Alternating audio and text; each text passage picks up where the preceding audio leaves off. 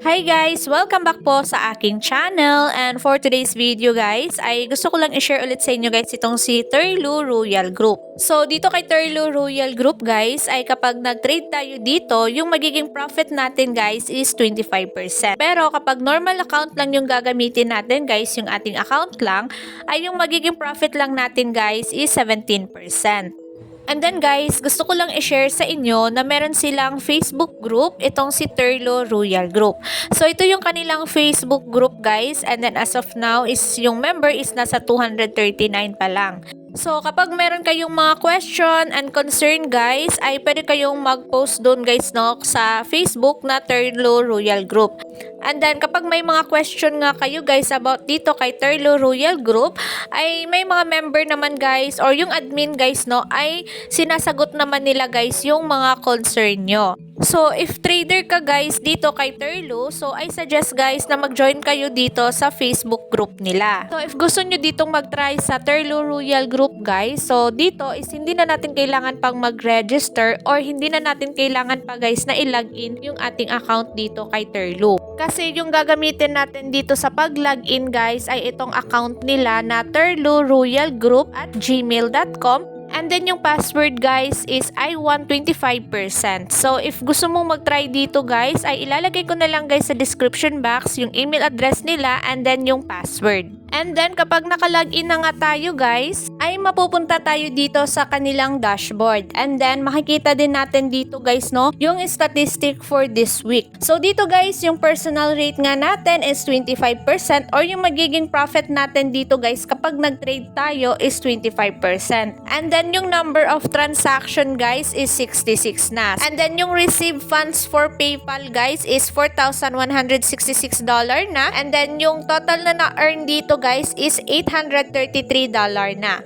So itong transaction na to guys ay for this week lang siya. And then ito na yung mga transaction guys no na gumamit dito sa account. So makikita mo yung mga email nila dito, yung mga earnings nila, and then kung magkano yung sell nila dito na crypto. So if gusto nyo ditong mag-try guys, i-click nyo lang tong 3 lines dito and then i-click lang natin tong make a trade. So dito guys, same pa rin. Yung pwede nating ibenta dito na crypto is LTC or Bitcoin. Pero suggest ko sa inyo guys ay Litecoin or LTC lang yung ating isell dito kasi mababa lang yung transaction fee ni LTC. And then bago nga ako dito mag-trade kay Terlo guys, ay chine-check ko muna kung magkano yung market rate ni LTC. So ngayon nga guys ay magte-trade ako ngayon ng worth $50 na LTC. So yung worth $50 na LTC guys is nasa 0.80 LTC.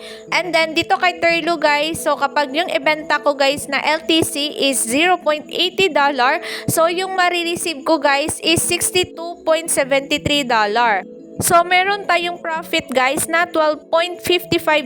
So malaki yung ating profit dito guys kasi nga yung ating personal rate is 25%. So ngayon guys, magtre-trade or magbebenta nga tayo ng LTC kay Terlo. So kapag wala ka pang LTC guys, so syempre kailangan muna nating bumili ng LTC. And then Binance nga guys no, yung ginagamit ko na crypto wallet. And then dito nga sa aking Binance guys, dito sa funding wallet is meron ako ditong 50 na USDT. So if gusto nyo ditong mag-buy guys, ay dito muna tayo sa funding wallet and then i-click nyo lang tong P2P.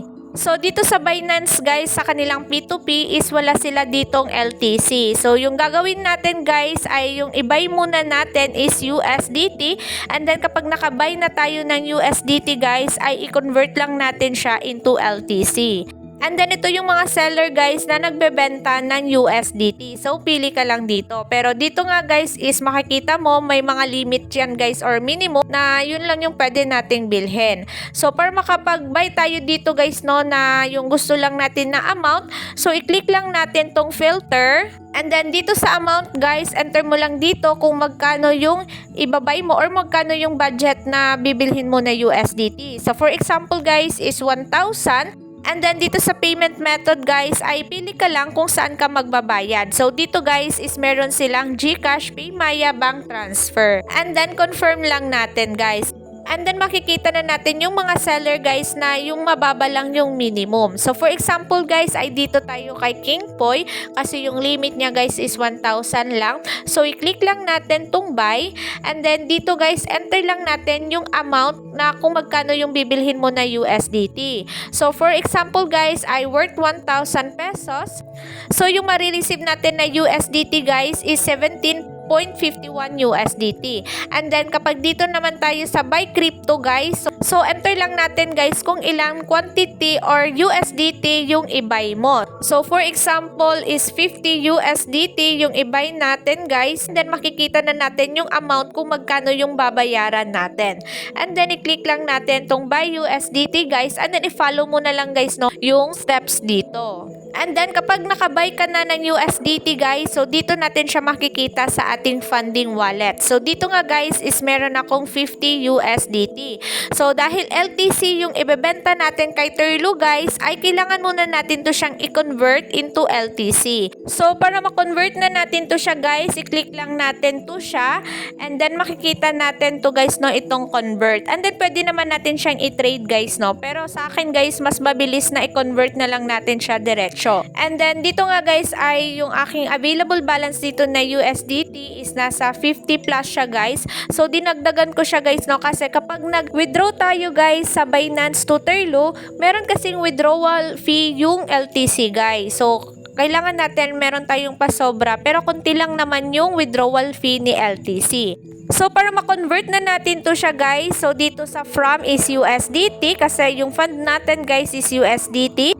And then dito sa BTC guys ay change lang natin to siya into LTC kasi i-convert natin yung ating USDT guys to LTC. So dapat ganito yung hitsura guys no from USDT to LTC. And then kapag na-convert na natin guys yung ating USDT to LTC, so mag-withdraw na tayo papunta sa ating Terlo. So balik lang tayo dito sa ating funding wallet guys. And then yung ating balance na nga dito guys is naka LTC na. And then i-click lang natin tong withdraw guys and then dito sa coin list so meron tayong LTC so i-click lang natin to siya and then click lang natin send via crypto network. And then dito sa amount guys, so enter lang natin kung magkano yung i-withdraw natin or i-trade natin kay Terlo. So dahil ito yung aking available balance guys na LTC, so ito yung i-trade ko. And then nga guys no, kapag nag-withdraw tayo dito kay Binance, meron network fee guys no na 0.001 LTC. So dito sa amount guys ay babawasan ko muna siya ng 0.001 LTC para yung masend ko guys kay Terlo is sakto lang. And then dito sa amount guys, so i-copy lang natin itong amount natin dito. And then punta na tayo guys sa Terlo. And then dito sa UPay guys, so i-paste lang natin yung kinapi natin na amount or yung ating i-sell na LTC. And then makikita natin dito guys no, yung ating profit is $12.51. And then itong you get guys is $62.51. So ito yung marireceive sa ating PayPal account. And then dito sa your PayPal email guys, so enter mo lang dito guys yung PayPal email mo. And then make sure guys na tama yung PayPal email mo na nalagay dito kasi guys no, hindi nila i-refund kapag nagkamali ka ng pag-enter ng PayPal mo. So i-click lang natin tong I agree guys and then sell LTC. And then makikita na natin guys itong wallet address nila. So ito yung wallet address nila guys no ng kanilang LTC. So i-copy lang natin to siya guys and then punta na tayo dito sa ating Binance. And then dito sa address guys, i-paste lang natin yung kinapi natin kanina. And then dito sa network guys ay automatic na meron na yung Litecoin.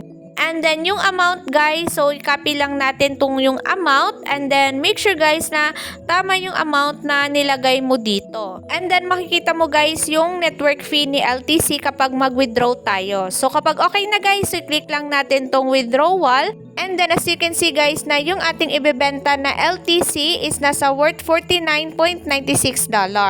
So confirm lang natin to siya guys and then kapag mag-withdraw nga tayo dito kay Binance guys ay kailangan natin ditong mag-enter ng verification code. And then kapag naka-withdraw na tayo guys ay withdrawal processing pa siya. So wait natin guys no na ma-completed yung ating pag-withdraw sa Binance papunta sa Terlo.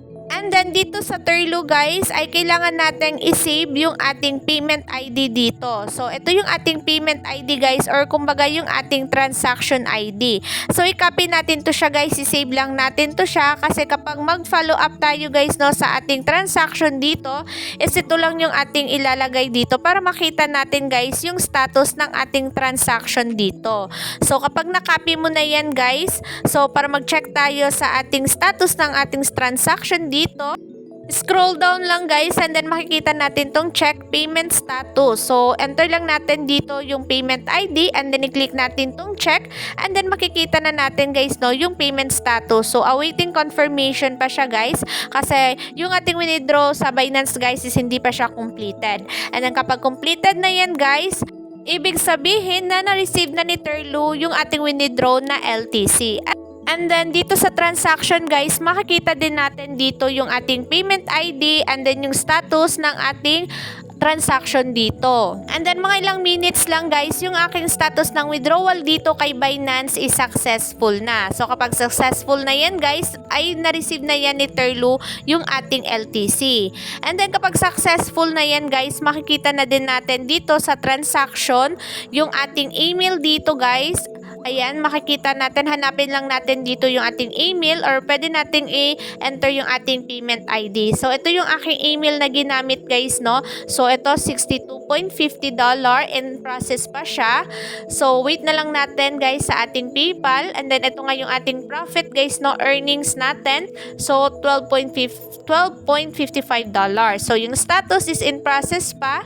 So, yan, wait na lang natin guys, no? Within 24 hours na marireceive natin yung payment ni Turlo sa ating PayPal. Pero dito kay Turlo guys ay hindi na aabot ng 24 hours yung payment nila papunta sa ating PayPal. So, minsan guys, nasa 30 minutes lang or 1 hour or 2 hours. And then yung oras na nag-trade ako dito kay Turlo guys is 11:27 AM.